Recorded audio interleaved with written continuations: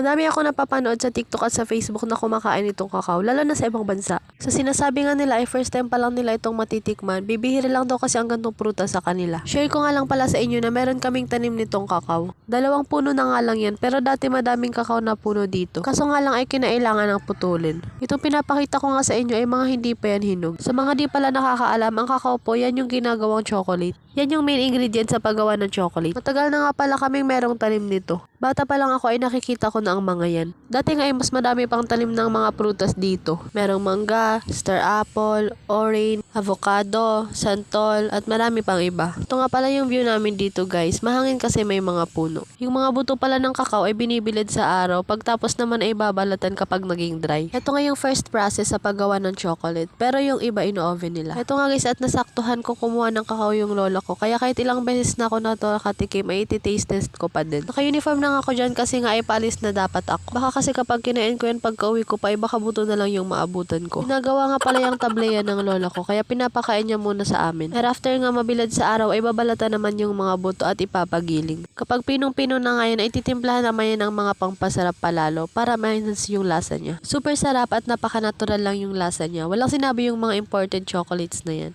Char! Kung gusto nyo nga rin po i-try at mag-order, mag-PM lang kayo sa akin. Hindi lang pala yan guys ang ginagawa ng lola ko. Gumagawa din siya ng peanut butter. Bata pa nga lang ako ay gumagawa na siya ng ganun. Kaya expert na siya sa paggawa ng peanut. Available yung small size at big size. Yung small size naman ay 60 pesos lang and yung big size naman is 120 pesos. I-try nyo na nga ito at di kayo magsisisi dahil perfect combo to sa tinapay. Balik na nga tayo dito, matamis nga pala yung lasa ng kakao namin. Paminsan-minsan ay kumain din kayo ng mga gantong prutas. Based on my research nga, ang kakao ay rich in antioxidants. Meron din itong magnesium and iron. Alam nyo ba na tumutulong ang kakao para mag-improve ang ating mga puso? Tumutulong din ito para maiwasan ang cardiovascular diseases. Disclaimer lang po na hindi ako expert, meron lang din akong basis. Itong ating binuksan kong kakao ay napaka-perfect. Hinog na siya kaya matamis na. Paborito nga din yan ng mga kapatid ko. Nag-aagawan pa nga kami.